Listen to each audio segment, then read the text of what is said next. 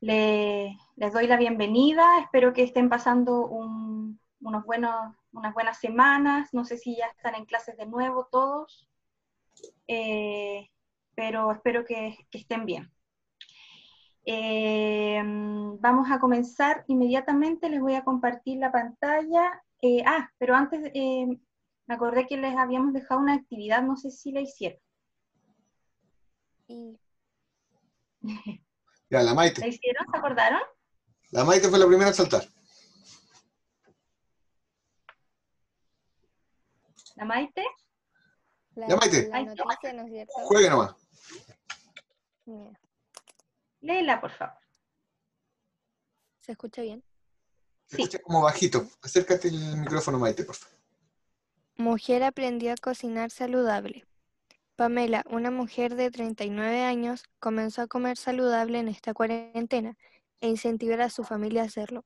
Algunas de estas recetas son tortillas de verduras, ensaladas mixtas, dulces de avena, entre otros. Su motivación es cuidar su salud y su cuerpo, además la de su familia en este periodo de cuarentena. Muy Ella es mi bien. mamá. Tu ¿Ella mamá. quién es? Ya, No. muchas gracias. Oye, rápidamente, ¿contestan las preguntas que les comentaba la Carolina la semana pasada? Del qué, quién, cómo, cuándo. Maite. Sí, yo Sí. lo fui haciendo mediante eso, lo Muy iba bien. O viendo y sea, lo te iba guiaste haciendo. con las preguntas para hacer el relato. Sí. Muy bien. Súper. Felicitaciones, Maite. ¿Quién más? Sí, gracias. ¿Yanara? ¿Sí? Ya. A ver. Adulto mayor de 92 años realiza telares. En Puerto Natales vive la señora Agustina Durán, de 92 años. Comenzó durante esta cuarentena a realizar tejidos y telares.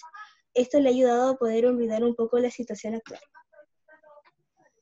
Súper. Mi bisabuela. Mi bisabuela. Abuela. Muy bien. Responde el dónde, efectivamente, Natales, quién también dice, el qué también. Yo creo que responde la mayoría de las preguntas, ¿no? Ujú. Muy bien. Gracias, ¿Tía? Yanara. Tía Remolcoy. Vamos. Muchacha aprende a hacer masa de pan y sopaipillas. Una muchacha llamada Camila aprendió a hacer la masa del pan y sopaipillas. La muchacha aprendió a hacer la masa gracias a su madre. Todo esto lo aprendió en la cocina de su casa durante el periodo de la cuarentena. Esto lo aprendió ya que su madre le dijo que tenía que aprender otras cosas para alimentarse, ya que ella no iba a estar toda su vida con ella para verla, para hacerle la comida. Muy buena forma de que aprenda a cocinar. ¿Tu hermana? Obvio. Muy bien. Ya. Bárbara, ¿tienes micrófono? ¿Sí? Ya, Bárbara. Dale nomás. Que no lo hice. ¡No lo hiciste! ¡No, pero por Se qué! me olvidó hacerlo, se me olvidó de qué trataba la actividad. Ya, no importa, no importa, no importa, Ya. no importa. La Camila Millán, La Camila ¿cómo le fue? Millán. Camila. ¿No? Ahí está la Camila. Esperen que lo busque, que lo tengo acá en el celular. Y dale, dale, dale. Mientras le damos saludamos a Sebastián, que es el recién. ¿Qué? Hola, Sebastián, ¿cómo estás? Hola, ¿bien usted? Todo súper bien, súper bien. Camila, ¿cómo estás? ¿Vamos? Sí. Ya, dale nomás. Dale, no. Se llama Camila versus Pan y se trata de... Camila, una joven de aproximadamente 13 años, le enseñaron una nueva receta para hacer pan. El proceso fue elaborado bastante bien hasta la parte de ponerla en el horno. Con un movimiento torpe se hizo una pequeña quemadura en un lado del dedo meñique, pero afirma que vale la pena ya que el pan quedó bastante sabroso. Muy bien. Ya. ¿Y cuál era el título? Camila versus Pan. Camila versus Mira, hace pan. No, Versus pan. versus Ah. pan. Muy bien, muy bien, muy bien. Sí. Ya. Ahí ese es un título que se puede hacer más informativo, por ejemplo, porque ahí como lo más relevante sería quizás o lo más noticioso que se quemó en algún minuto haciendo el pan. Entonces, quizás podría ser Camila se quemó Haciendo pan. aprendiendo a hacer pan o haciendo pan, Mm, ¿ya? Pero el Ya. título que le pusiste es muy llamativo igual, quizás no es tan informativo, pero sí es llamativo. exacto. Ya. Muy bien. Gracias, Camila. Bastián quedó pendiente, Bastián, él ya me ¿pudiste hacer avisó algo? antes, no, Bastián me avisó antes que no alcanzó a hacerlo, así que queda pendiente. Ya, perfecto. Entonces vamos a empezar hoy día, como ya vimos la noticia informativa, les voy a compartir la pantalla. Vamos a seguir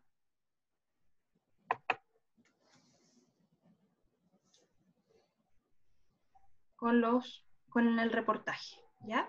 Hoy día vamos a ver más en detalle lo que es un reportaje, qué tipos de reportajes hay. Sí, a ver, si bien existe el reportaje informativo, también hay muchos tipos de reportaje. Así que en este apartado nos vamos a concentrar en general en el reportaje, ¿ya? ¿Qué es el reportaje? Es un texto periodístico que tiene una mayor extensión que la noticia que vimos la semana pasada, que la nota informativa, que la columna de opinión, que otros textos periodísticos.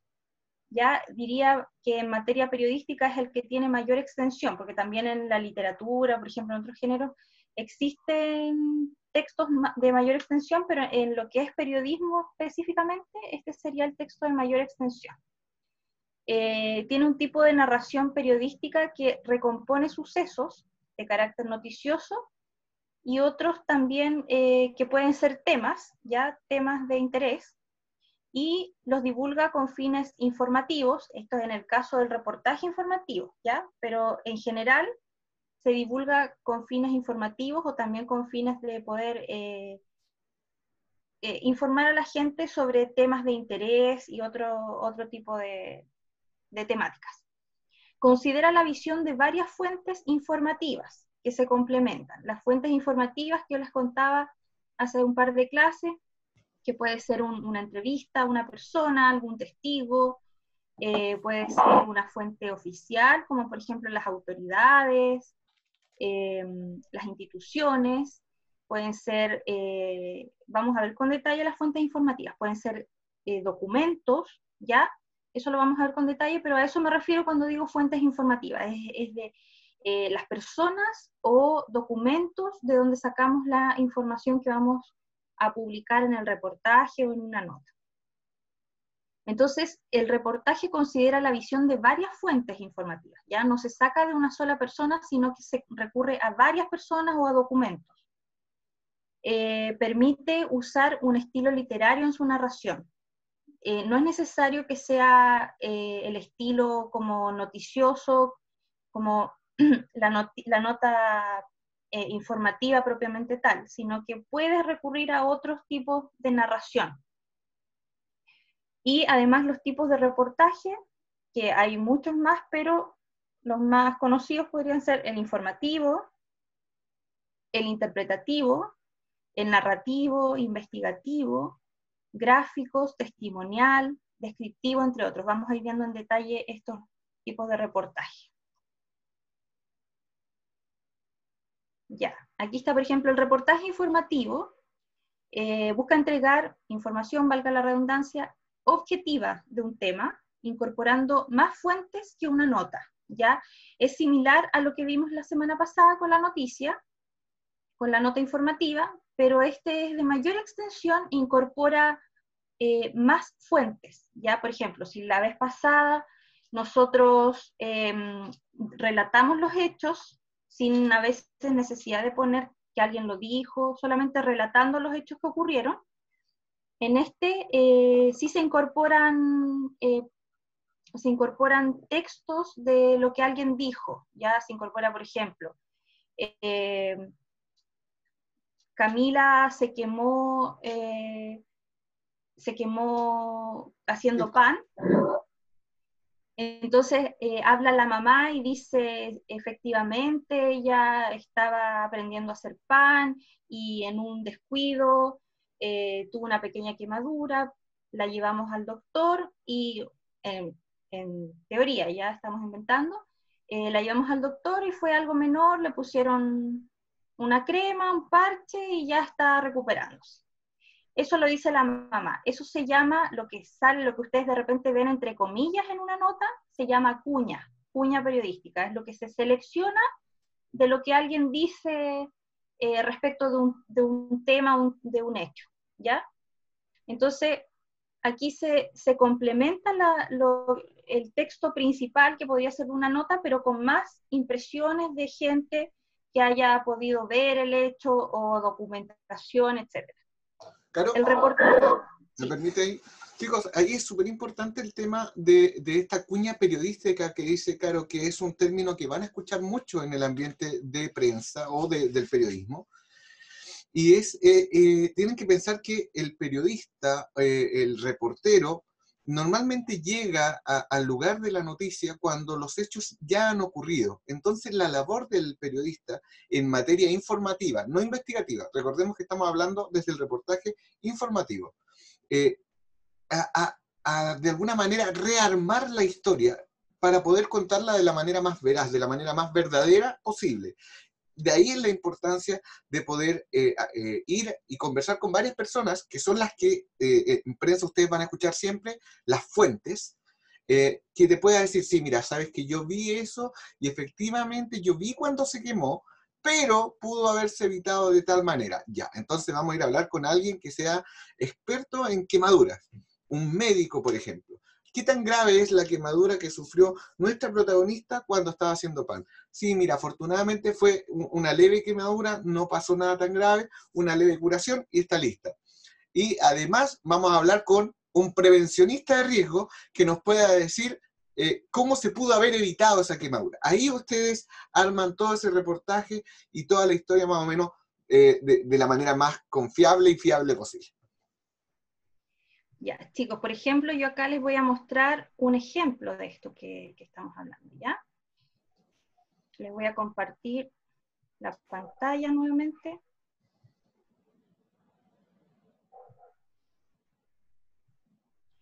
Por ejemplo, acá vemos una nota que aparece en el Magallánico, que es respecto de los talleres culturales del municipio, ya los que estamos justamente haciendo acá, en el que están participando ustedes. Hay otros talleres igual que se están haciendo, y acá, por ejemplo, en este apartado que les voy a seleccionar, mira, ahí aparecen de hecho ustedes en la foto.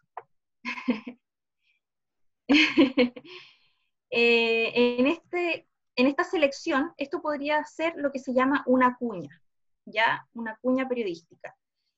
Alguien, la directora de Desarrollo Comunitario, Elena Blackwood, indica acá, dice, sabemos que en estos momentos no es posible realizar las clases de manera presencial, pero pensamos que los talleres culturales son una buena manera de ayudar a que jóvenes y adultos puedan relajarse, aprender cosas distintas y aprovechar este periodo en algo que les guste y les distraiga. Por eso buscamos la forma de realizarlos de manera online y hasta el momento ha resultado muy bien. Eso es la cuña periodística, que es una selección de todo lo que ella dijo. Ahí se selecciona y se pone eso que es como lo más atingente a lo que se está hablando, ¿ya?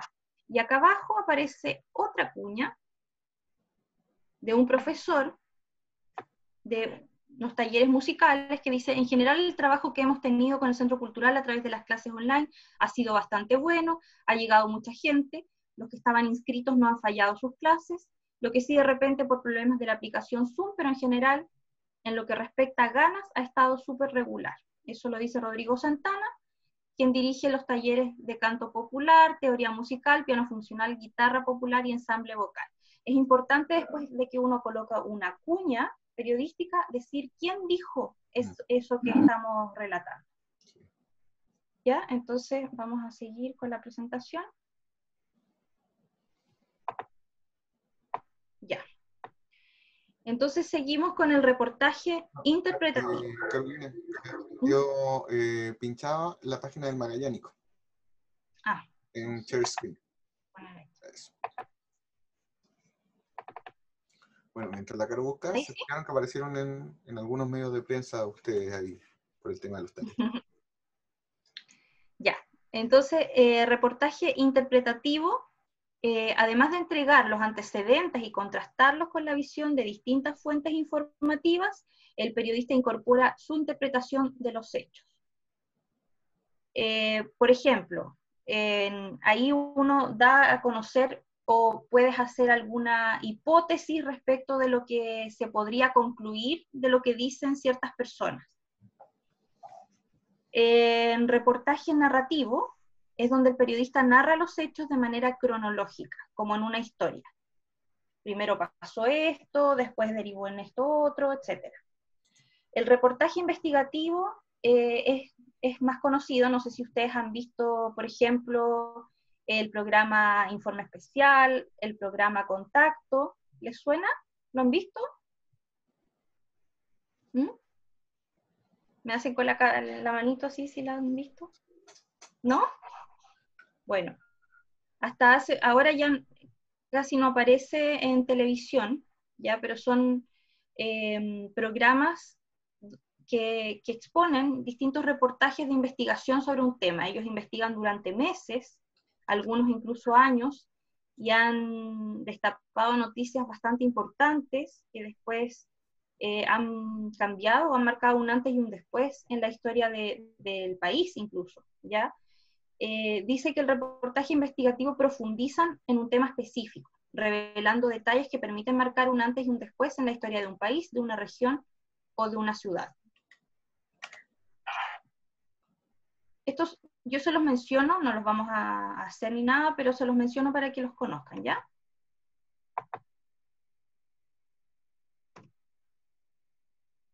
Seguimos con los reportajes gráficos, que son aquellos donde se cuenta la historia a través de fotografías. También incorpora texto, pero es menor la cantidad de texto que se incorpora. El reportaje más ratito vamos a abordar el tema del reportaje gráfico, justamente hoy día. El reportaje testimonial cuenta una historia a partir de la experiencia del periodista que relata. Por ejemplo, me invitan a hacer un viaje a determinado lugar para que yo lo conozca, y en base a eso, y en base a mi experiencia, yo hago una nota después contando lo que viví, que viajé, que pasé por este lugar, que había, no sé, pingüinos, más adelante conocí, no sé, las ballenas, y ahí uno va contando su experiencia de una forma periodística. El reportaje descriptivo es un texto que se destaca, ¿cierto?, por incorporar la descripción de detalles basados en la capacidad de observación del periodista. Es cuando leemos, por ejemplo, un texto donde dice la mujer emocionada, a la mujer emocionada se le llenaron los ojos de lágrimas, luego ella rompió en llanto, cosas como detalles que no son posibles saber si es que no fueran por la capacidad que tiene el periodista de poder observar la escena que se está viviendo y relatarla después a través del texto. Bien, ¿cuál es la estructura del reportaje informativo? Ahora vamos a volver al reportaje informativo. Es similar a la nota informativa que vimos la semana pasada, que es donde relatamos lo que era la pirámide invertida, ¿cierto? Que está compuesto por un titular, un lead, que es el primer párrafo, el cuerpo. En el caso del reportaje, el cuerpo es más extenso que en la nota. Ahí se incorporan las cuñas o testimonios de las personas que nosotros vamos a incorporar en la nota. Y el cierre, que es el último párrafo en la cual uno puede concluir o dejar abierto, ¿cierto?, lo que puede pasar respecto a determinado tema. Aquí vamos a poner un ejemplo de cómo se titula un reportaje, ¿ya? Porque el título del reportaje es más extenso, ¿ya? Considera otros elementos. Por ejemplo, a diferencia de la nota, el titular puede ser más amplio, utilizar otros tiempos verbales y ser parcialmente informativo. Por ejemplo, acá podría ser el titular que puso la Camila, ya que puso Camila versus pan, algo así era. ¿Sí? Camila versus Pan. Entonces, acá como ejemplo, me puse Carolina, la mujer que aprendió a cocinar durante la cuarentena. Ya es parecido a lo que hicieron algunos de ustedes, ¿cierto? Relacionado con el tema de la cocina. ¿Se acuerdan que el ejemplo anterior, en la nota informativa, habíamos puesto como ejemplo de titular, Carolina aprendió a hacer pan integral durante la cuarentena? Ya, entonces en este caso el titular en el reportaje es un poco más amplio, ya no habla solamente sobre el pan integral, sino que aprendió a cocinar durante la cuarentena. Pero el titular de un reportaje además incorpora dos conceptos que se llaman epígrafe y bajada. El epígrafe, no sé si lo han visto en algún diario, por ahí, el epígrafe va en la parte superior del título y ayuda a contextualizar lo que se está diciendo, pero es totalmente independiente del título, no una continuación, ¿ya? Por ejemplo, acá el epígrafe, después lo vamos a ver unido, podría ser historia de vida, ya refiriéndose a el título que es Carolina, la mujer que aprendió a cocinar durante la cuarentena. Y la bajada es una oración que va debajo del título y entrega mayores antecedentes y busca llamar la atención de los lectores. Por ejemplo, la bajada en este caso podría ser, solo en una semana logró hacer más de 15 recetas. ¿Ya? Entonces, ¿cómo quedaría esto? Más organizado, ahí, el ejemplo completo. Carolina, la mujer que aprendió a cocinar durante la cuarentena, sería el titular, arriba iría historia de vida, y abajo, solo en una semana logró hacer más de 15 recetas. Entonces les quiero dejar un ejercicio para que hagan en su casa, ¿ya? Que hagan algo similar a lo que hicieron la semana pasada. Ojalá cambien el tema, pero si no, también pueden complementar la nota que hicieron. Y que sea, en vez de una nota, que sea un reportaje.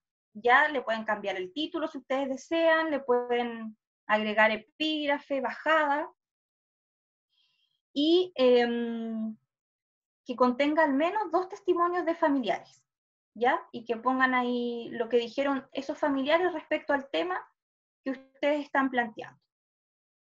Yo les voy a, ahora sí, que les voy a enviar el Power, por lo menos las páginas que vimos ahora, para que puedan ustedes tener una guía respecto de lo que estamos hablando y de lo que hay que hacer. Ya, por si acaso les queda alguna duda. No sé si ahora me quieren plantear alguna duda que les haya quedado al respecto. ¿No? ¿Quedó clarito? Ya, igual les voy a enviar el Power, y si tienen alguna duda, igual me pueden preguntar por WhatsApp, por, no sé, me llaman, lo que sea. ¿Ya? Ya, chicos, eso sería, para no seguirlo llenando de conceptos hoy día, vamos a dejar hasta ahí la parte de periodismo. Y los voy a dejar con Nicolás. Yo les pido una disculpa porque tengo que hacer un trámite ahora. Así que Nicolás va a seguir con la clase de fotografía. ¿Ya? Muchas gracias. Chao. Chao. Chao, que te mejores. Ya. Ahora sí. Se armó el desmadre. Chicos, bueno, bien lo decía Carolina, existen varios tipos de reportajes y entre ellos está el reportaje fotográfico, el reportaje gráfico. Vamos a abordarlo al final de esta parte, pero primero vamos a ver algunos de los ejemplos de las actividades que dejé encargadas de lo que nos enviaron ustedes mismos. Así que vamos a verlo de inmediato. Lo que sí, no creo que con esto. Espero que me funcione. Ahí sí. Ya, veamos. Al igual que siempre, vamos a verlos sin nombre, pero viendo algunas recomendaciones. Ahí, perfecto. ¿Me escuchan bien a todo esto? Sí, háganme así, por favor, si me escuchan bien. Perfecto. Ya, aquí nos llegó esta foto de este gatito. Vamos a correr esta cuestión para arriba. Muy bien, el ángulo descendente, es decir, de arriba hacia abajo, nos permite varias cosas. Primero, y lo más importante, nos entrega un punto de vista que escasamente nosotros utilizamos de manera habitual. nosotros rara vez observamos todo de manera vertical, por pequeño o grande que sea un artefacto o un objetivo, difícilmente lo observamos así. Siempre tenemos una mirada a un ángulo. Por eso se siente que es un ángulo, una perspectiva diferente de lo que vamos a fotografiar. Eso es lo atractivo que tiene esta fotografía. ¿Por qué?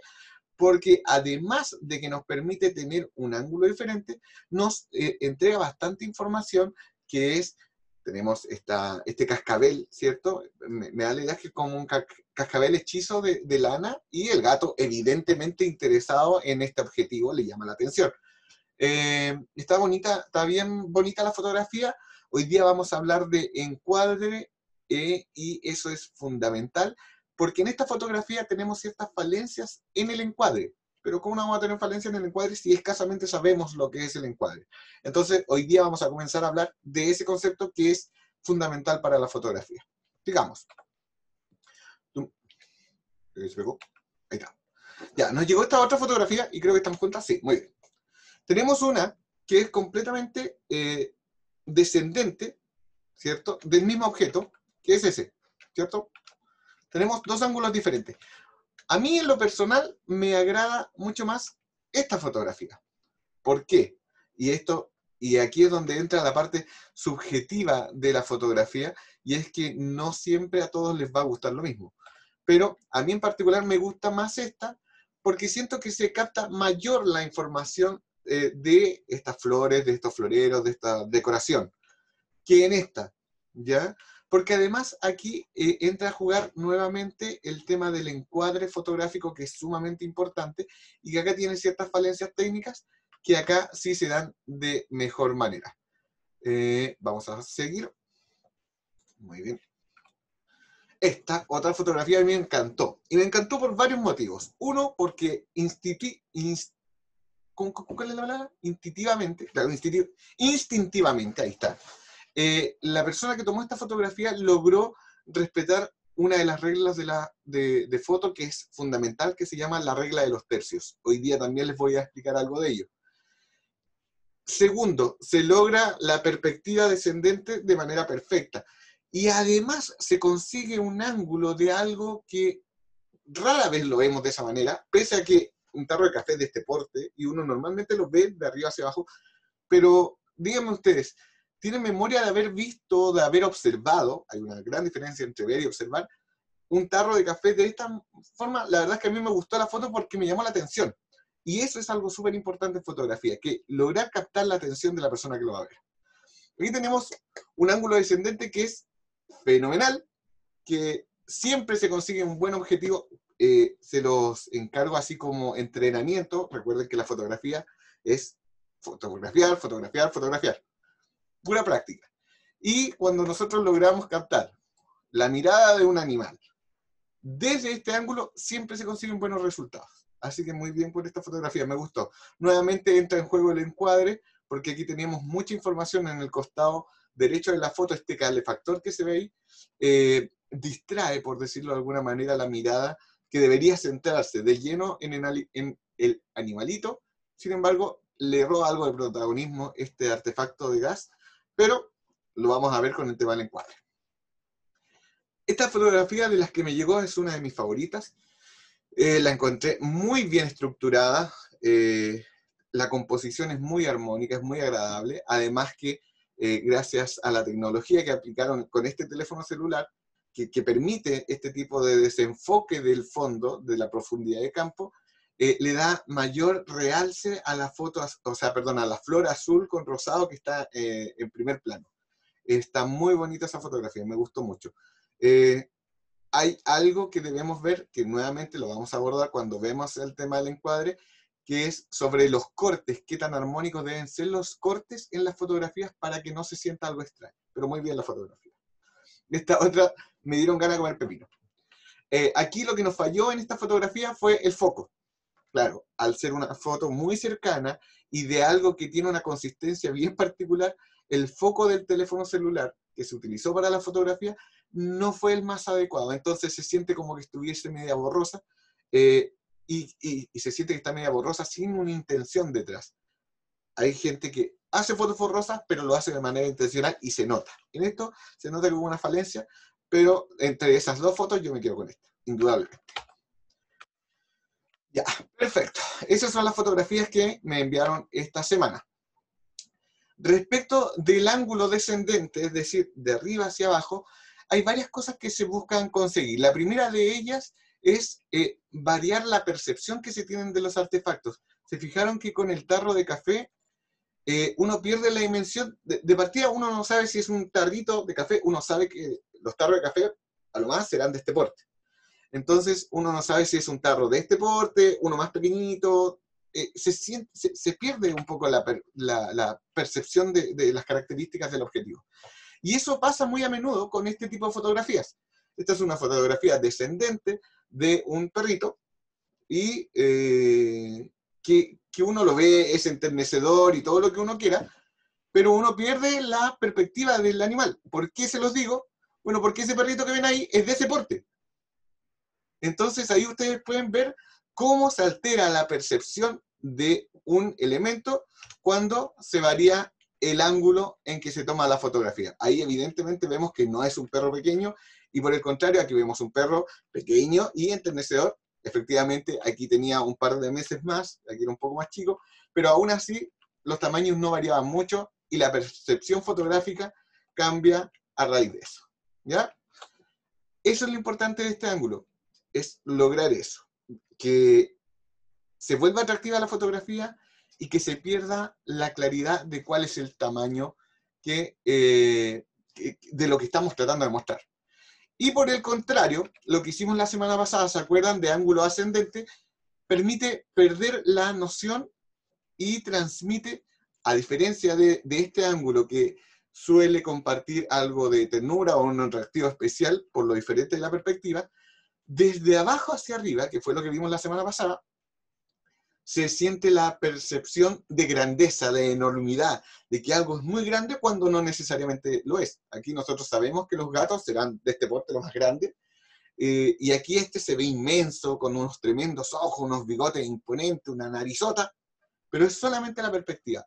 Este ángulo se usa mucho para eso, se usa mucho en fotografía de eventos, para lograr que el vocalista de una banda musical o una banda se vea realmente imponente y gigantesca, y bueno, para transmitir este tipo de sensaciones de que algo que es pequeñito está muy grande. Y después tenemos la proximidad, que era lo que yo les decía también la semana pasada, que mientras más nos acerquemos a un artículo, nos da perspectivas que son bastante novedosas, porque no es habitual que nosotros tomemos algo y lo miremos desde cerca. Normalmente uno los mira así. Pero cuando tú te acercas mucho, cambia la perspectiva, como es el caso. Nuevamente lo del gato y el robot. Y aquí tenemos nuevamente una foto ascendente. Ustedes, yo no sé si han visto este tipo de flores, son flores de este porte, no más grande que eso. Y sin embargo, al acercarse mucho y al tomarla de abajo hacia arriba, nos hace perder la perspectiva y se ven inmensas, les da fuerza, crecimiento, la amplifica mucho. Esos son los recursos de ese tipo de ángulos. Bien por los que participaron en la actividad. Y empecemos a hablar del encuadre. A ver, vamos a tratar, estos son los aspectos más técnicos, chicos, que tiene la fotografía, y me gustaría que podamos poner el máximo de nuestra parte para poder entender, porque de verdad que puede llegar hasta ser latoso esta parte. Entonces les voy a pedir paciencia y que traten de prestar alta atención, porque términos como encuadre y composición los vamos a utilizar, ahora que nos dediquemos a la fotografía, de ahora en adelante, los vamos a utilizar siempre. Encuadre y composición, ¿ya? Y vamos a partir de la manera más fácil, que es hablando del encuadre. Y para eso, es tan simple como decirles que un encuadre es todo lo que está dentro de nuestra imagen. Ya sea en video o en fotografía, es lo mismo. El encuadre es todo lo que nosotros ubiquemos en nuestra fotografía. Oiga, profe, pero ¿cómo vamos a ubicar cosas si esa gente no se puso ahí posando para la foto? El fotógrafo fue y la tomó nomás. Justamente, a diferencia de otras técnicas, en la fotografía general, como es esto, el encuadre se hace con la posición del fotógrafo. Es decir, si este fotógrafo quería captar a toda esta gente, tuvo que ubicarse en un determinado lugar. Mover su cámara hacia adelante, hacia atrás, tal vez con el zoom de la cámara o con el zoom del celular, hasta que estuviese toda la información que él quería y tomó la fotografía. Eso es un encuadre. Por eso, ¿se acuerdan la primera o segunda clase? Yo les hablaba de que nosotros no solo vamos a tomar fotos, vamos a hacer fotografía. Porque aquí hubo una intención de ubicarse en determinado lugar, de calcular, de ponderar. Además, ¿se acuerdan lo que les conversé de la horizontalidad de la imagen? Si se fijan, la foto, si bien hay hartos postes que están así curvos y medio raros, el horizonte se ve recto, lo cual genera armonía. Tiene mucha información la fotografía, tenemos rocas, las pinturas de las paredes, la gente, el perro, la persona corriendo atrás, otra persona corriendo, los edificios, el mar. Oye, pero tiene mucha información. Es un encuadre con muy nutrido. Este mismo encuadre, y miren lo que voy a hacer ahora, simplemente con la aplicación del computador, yo podría haber tomado esa misma fotografía. Si se fijan, es la misma imagen anterior, que obviamente la amplificamos, pero yo podría haber cerrado el encuadre aquí. Y también se ve gente que está con bolsa, el perrito, la pintura. Es eso lo que quiero que entendamos, que el encuadre es lo que nosotros decidamos que ingrese en nuestra fotografía. A eso le llamamos encuadre, ¿ya? Y ahora, la composición, que es algo muy similar, pero tiene otra... ahí es cuando habla de que estamos haciendo fotos y no solamente tomando fotografías. En el encuadre metemos todo lo que haya disponible en nuestra fotografía. La composición es cómo nosotros queremos que toda esa información esté en nuestra fotografía. Me explico de la manera más sencilla posible. El fotógrafo que tomó esta foto, no solamente... A ver, parece que tengo una pregunta. Tengo miedo. ¿Qué fue eso? ¿Qué fue eso? ¿Camila? ¿Camila Millán? ¿Está preguntando algo? ¿No? ¿No? ¿Seguimos? Sigamos. Nos quedamos en el encuadre y composición. El encuadre, entonces, es toda la información que metemos en nuestra fotografía, y la composición es cómo queremos meter esa información en nuestra fotografía.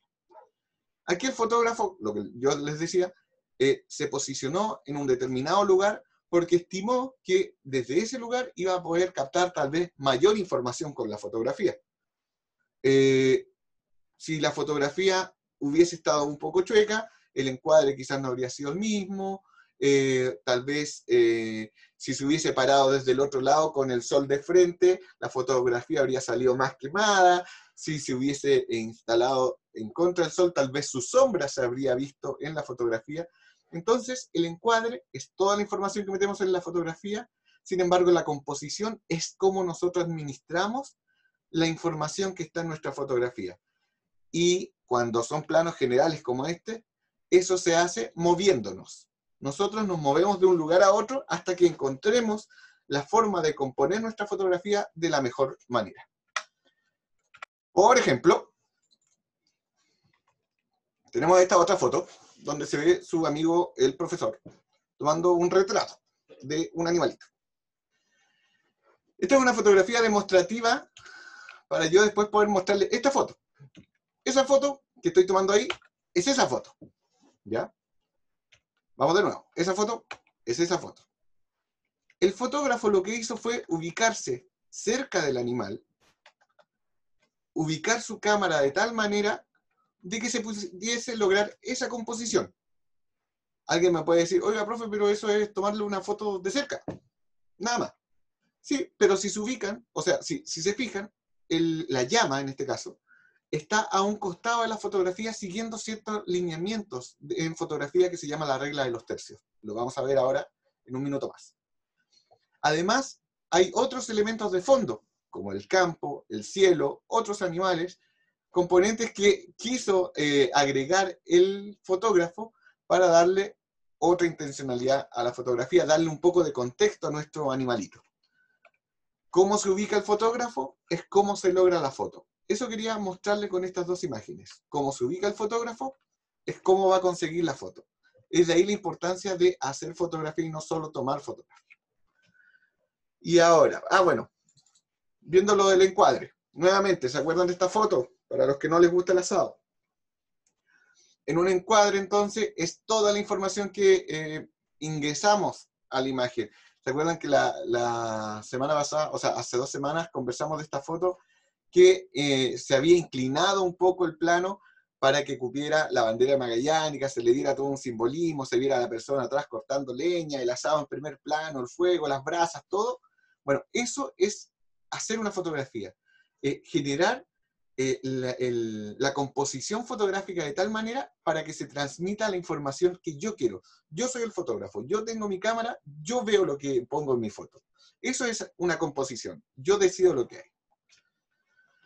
Aquí tenemos otro encuadre que es bastante extraño y se los quería mostrar porque respeta la horizontalidad, la fotografía, sí, en efecto sí la respeta. Siguiéndonos con la línea que nos dan los ladrillos principales, la foto está horizontal.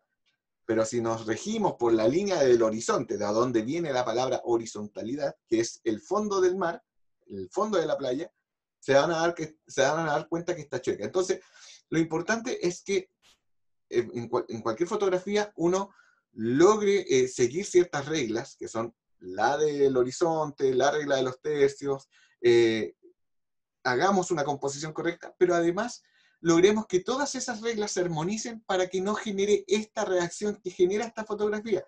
Porque uno dice, algo tiene esta foto extraña, algo provoca.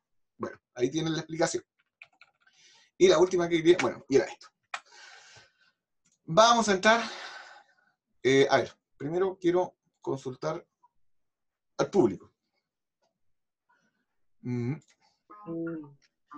¿Todos entendieron lo que es encuadre y composición? Necesito preguntas, cualquiera. No hay preguntas malas. Yo sí entendí. Pipia, ¿y cuál es el encuadre? En serio, tú sabes que no me gusta contestar. No voy a contestar. Tú sabes que no me gusta, no. Maite, ¿qué es para ti el encuadre o qué entendiste de lo que acabo de explicar de qué es el encuadre? Yo entendí que era todo lo que queríamos dentro de la fotografía, o sea, como todo lo que ubiquemos ¿Ya? dentro de lo que queremos que no sé cómo explicarme, pero sí lo entendí. No te preocupes, mire, lo vamos a hacer súper sencillo y gracias a la Maite porque ahí se me ocurrió creo que la forma más simple de explicarlo. El encuadre fotográfico es todo lo que hay en la fotografía, todo lo que quepa dentro de la foto, ¿ya? Y la composición es lo que nosotros decidimos que esté en la fotografía. Por ejemplo, si yo tomo este teléfono celular ahora, apunto a este mueble que hay acá que es de puros cachureos, y le tomo una foto hacia al azar, todo lo que esté en esa foto va a ser un encuadre. Bueno o malo, va a ser un encuadre. Pero si ahora yo decido buscar un ángulo diferente, que me pueda hacer más atractivo, que destaque más algunas cosas que hay aquí, ahí ya estoy haciendo una composición fotográfica. Esa es la gran diferencia. Y sorry que sea majadero, chicos, pero vamos a tener que repetirlo muchas veces. Encuadre es toda la información que metamos en nuestra fotografía y composición es cómo nosotros queremos que toda esa información se vea en nuestra fotografía. Componer una fotografía es lo más complejo de la fotografía. Vamos a tener que practicar para que las fotos terminen quedando como nosotros queremos que queden, ¿ya? Y respecto de eso, vamos a volver a sus ejemplos, porque quiero que conversemos sobre las fotografías que ustedes me enviaron. Vamos con este. Bueno, aquí hablamos que el tema del foco nos había jugado una mala pasada, pero en el encuadre, en la composición, uno podría entender que, ojo, no quiero criticar las fotos, pero uno podría entender que tal vez podría haber sido diferente la foto. Y queda la duda, si se tomó la fotografía o así casi al azar, o realmente la persona intentó tomar esta fotografía y quedar así. ¿Y por qué quiero usar esta foto y esta de ejemplo? Porque en esta fotografía se ve que hay una intención de hacer que algo sobresalga. Esta flor azul con pistilos rosados se sobresale del resto y se siente que hubo una intención más allá de que no solo se vea bonito, sino que algo resalte más. Esa es la diferencia entre un encuadre y una composición, ¿ya? A ver. ¿Qué tenemos en el chat? ¿Todo bien? ¿Todo bien? ¿Todo bien? Ay, me duele la espalda, pía. Ya. Veamos. Y lo último que quiero que veamos hoy día, que también es súper complejo y también requiere mucha práctica, pero que también es fundamental en las fotos, chicos. Es una lata, pero es súper importante. Y es la regla de los tercios. Si yo les muestro esto, para muchos la verdad es que no tiene mucho sentido. No obstante, de ahora en adelante yo les voy a pedir que cada vez que vayan a hacer una fotografía, insisto, hay una tremenda diferencia en pararse frente a algo y tomar una foto con el teléfono y ¡pum! Listo. A pararse, pensar 2 segundos, reubicarse y tomar una fotografía. Son cosas muy diferentes.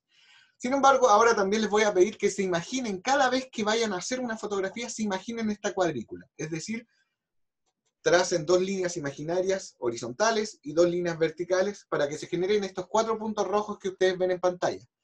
Esos puntos rojos son los puntos de interés. Si utilizamos la regla de los tercios, que es una de las reglas fundamentales en la fotografía y que es esto que están viendo ahora, se generan estos 4 puntos de interés. Si nosotros ubicamos nuestros elementos que queramos destacar de una fotografía en esos puntos y sigamos la división imaginaria de la fotografía en base a esas líneas, créanme que ustedes van a tener una muy buena fotografía. ¿Y por qué se los digo?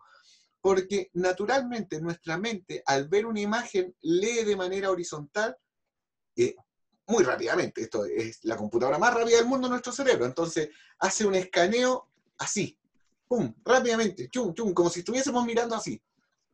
Entonces, cuando llega a sus puntos de interés, es donde más concentra su mirada. Y se los voy a mostrar con ejemplos. Si no hay mejor manera de mostrárselo. Ahí tenemos una fotografía con la cuadrícula imaginaria. Recuerden que estas líneas no se ven, están en nuestra cabeza cada vez que vayamos a hacer una foto. Y nuestro personaje de Amazon está ubicado sobre 2 puntos de interés. En la pantalla, los 2 puntos del lado izquierdo. Ahí ubicamos a nuestro personaje e indudablemente es el protagonista de la fotografía. Claro, alguien me podría decir, oiga, profe, pero si no hay otro bonito, no le roba protagonismo. Oye, pero tengo 100 piedras en esa foto. Y ninguna de ellas es más importante en esa foto que el personaje. Y eso se logra utilizando la regla de los tercios. Otro ejemplo. La regla de los tercios en paisajes. Cuando no tenemos un protagonista definido, simplemente lo que hacemos es regirnos por estas mallas y dividimos el cielo, dejamos 2 tercios de cielo y 1 tercio de suelo y flores. Podríamos haberlo hecho al revés. Podríamos haber dejado los 2 tercios de abajo con flores y 1 tercio de arriba con cielo, siguiendo la regla de los tercios. Aquí no hay que ubicar a nadie en los puntos de interés porque no hay nada que deba sobresalir del resto. Simplemente haber hecho la composición de nuestra fotografía en base a esos tercios.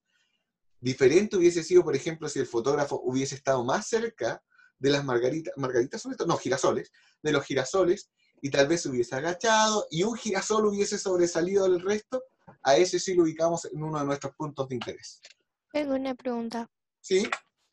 Dígame. ¿Qué hubiese pasado si en esa foto, ¿Ya? en la parte del medio, se juntaba la parte de abajo con el suelo? O sea, con el cielo. El cielo con el suelo, justo en el centro. Ya.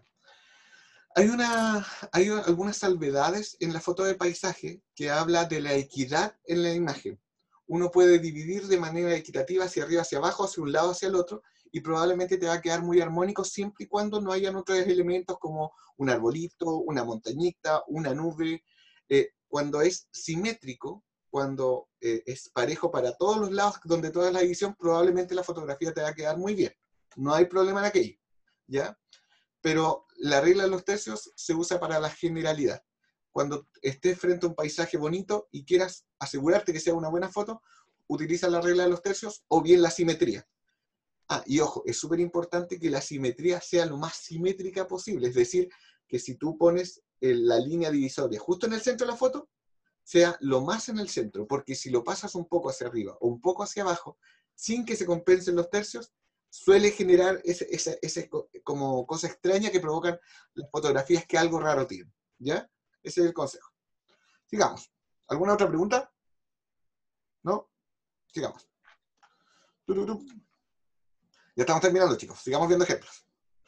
Entonces tenemos esta, aquí lo mismo, un paisaje. Aquí tenemos el sol que genera cierto protagonismo por la cantidad de luz que entrega la fotografía, pero si nos mantenemos, esta persona pudo haber puesto el sol en el punto de interés inferior derecho de la imagen y tal vez probablemente habría conseguido un efecto mejor o de mayor intensidad. Pero al dividir el mar del cielo siguiendo la regla de los tercios, la verdad es que se aplica de buena manera. Aquí tenemos a este estúpido y sensual Spider-Man, y lo tenemos sobre 2 puntos de interés. Incluso si esta fotografía él fuera más pequeñito y estuviera sobre un solo punto de interés, llamaría más la atención. Oiga, profe, pero eso es trampa porque el Spider-Man está en colores y el fondo está en blanco y negro. Sí, efectivamente es un recurso que se utiliza mucho, que es, y ojo, no, esto no necesariamente es un retoque fotográfico, creo que esta foto sí ha sido retocada, es decir, el fondo no era blanco y negro originalmente, pero una forma sencilla de generar el protagonismo de nuestro artículo principal es utilizando fondos planos o que sean repetitivos, donde destaque más, o de un solo color, o mejor aún, en colores muy de contraste del protagonista de la fotografía. Pero lo que quería destacar acá, que está ubicado en 2 puntos de... Este es el del... Dígame. Bueno, pues todo esto también. No sé. Bueno, digamos.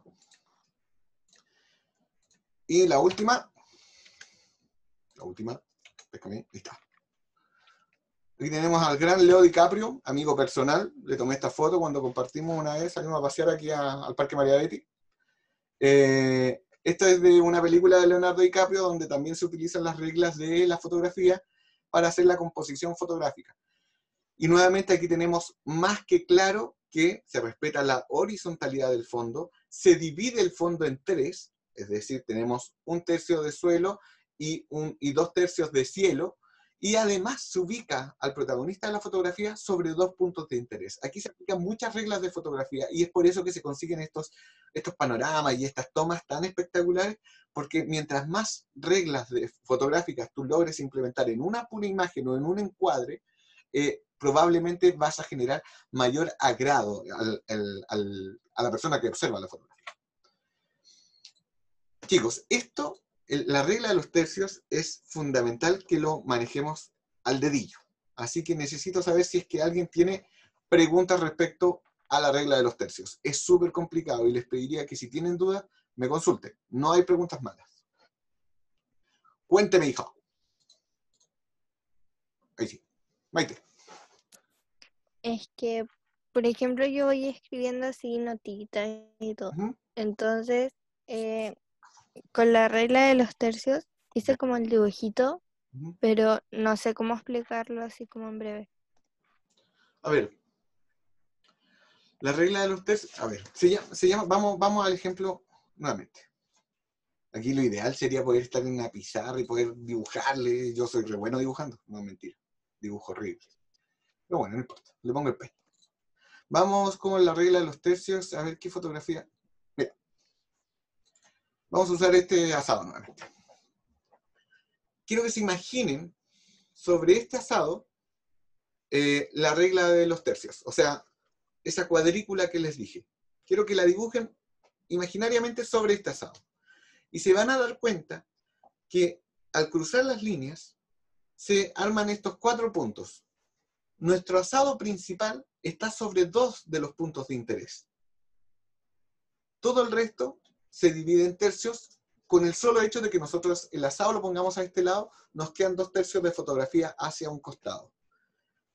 Es lo único que se utiliza de la regla de los tercios. En esta fotografía fueron los 2 puntos de interés, porque si se fijan, la horizontalidad de la imagen no se da, el horizonte tampoco está dividido en 3, aunque podríamos decir que el suelo ocupa 1 tercio, pero como el plano está inclinado, la verdad es que no se aplica coherentemente. Entonces, solamente en esta fotografía, en la regla de los tercios, es que utilizamos estos dos puntos de interés. Maite, a ver, quiero transmitirlo de la manera más sencilla. Es súper complicado lograr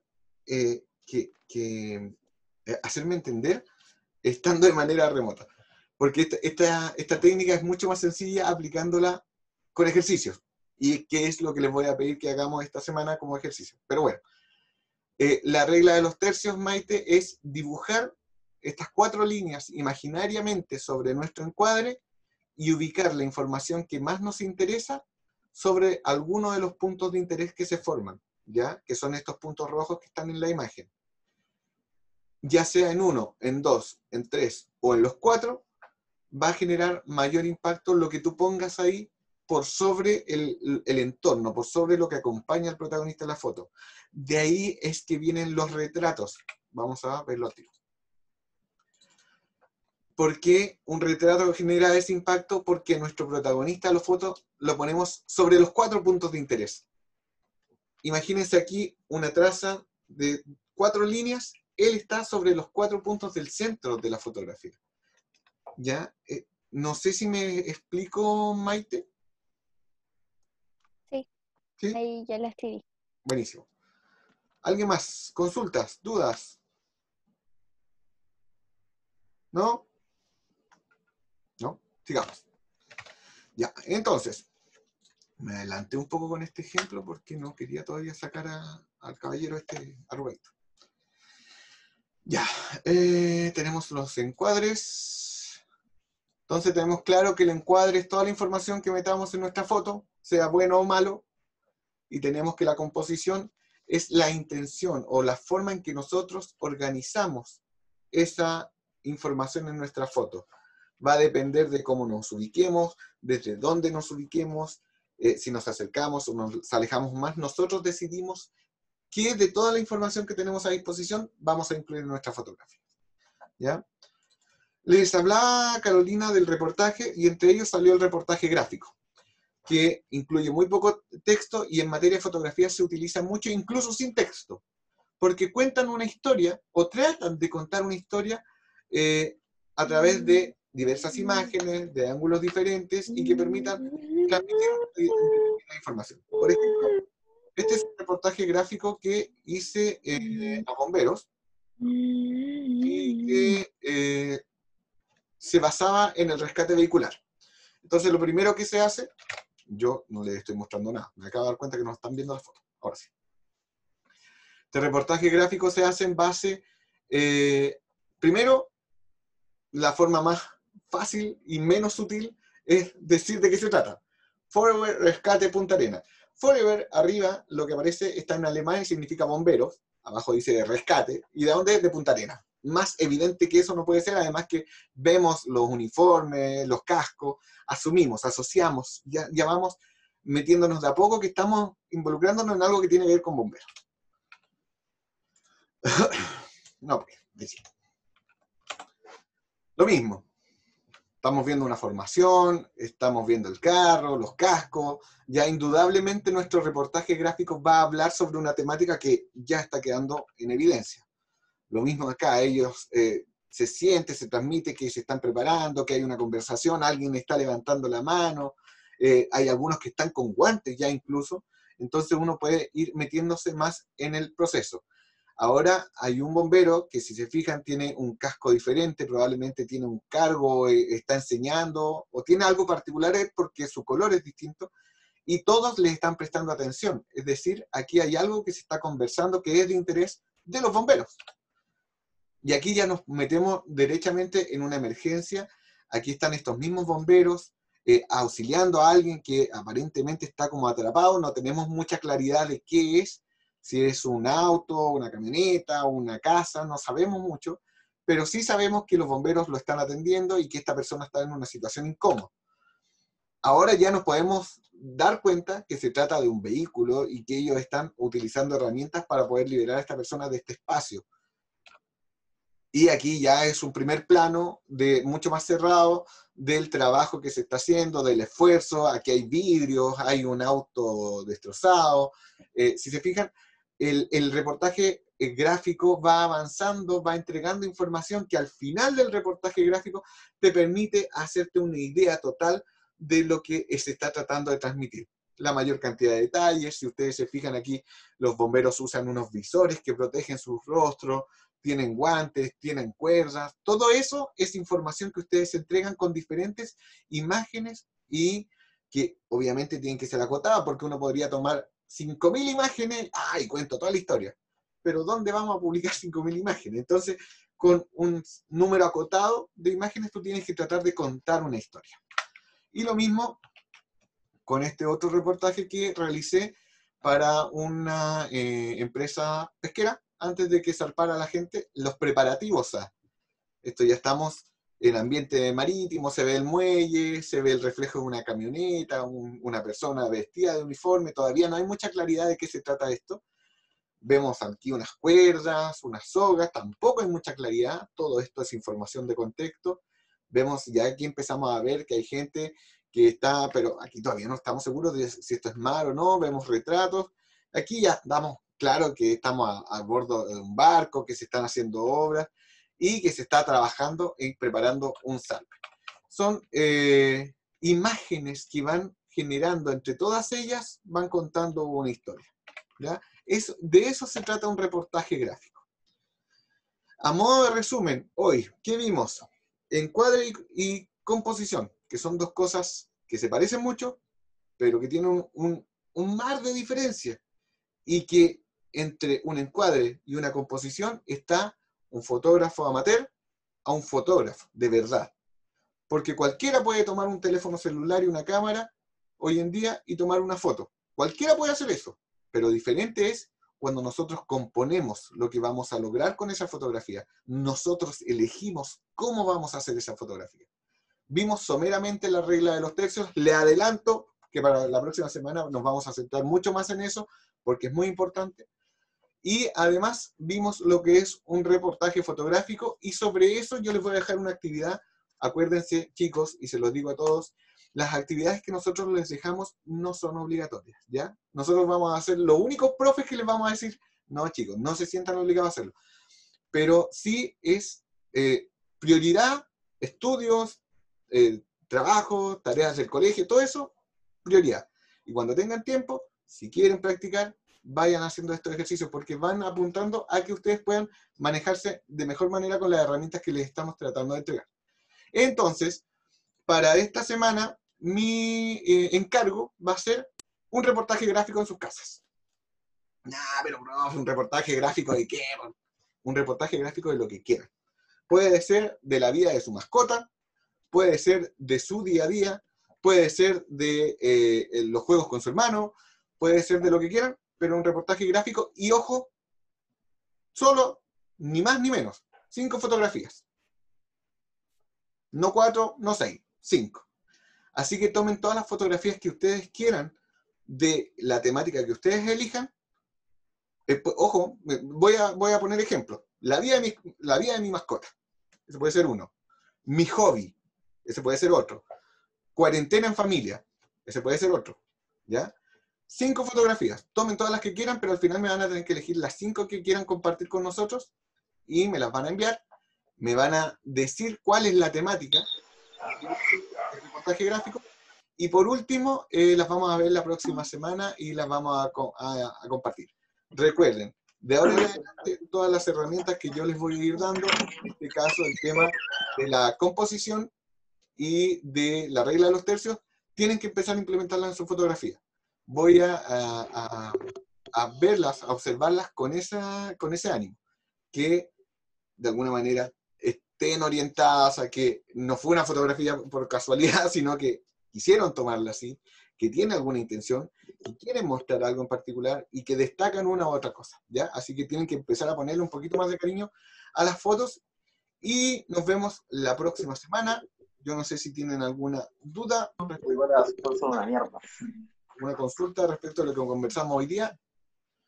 ¿Sí? ¿No? ¿No? Yo no. ¿Estamos? Estamos. Chicos, les deseo que se cuiden mucho. Nos vemos la próxima semana. Que les vaya bien con el telestudio, teletrabajo y tele lo que tengan. Y nos vemos la otra semana. Chao, chao. Chao. Bye. Bye.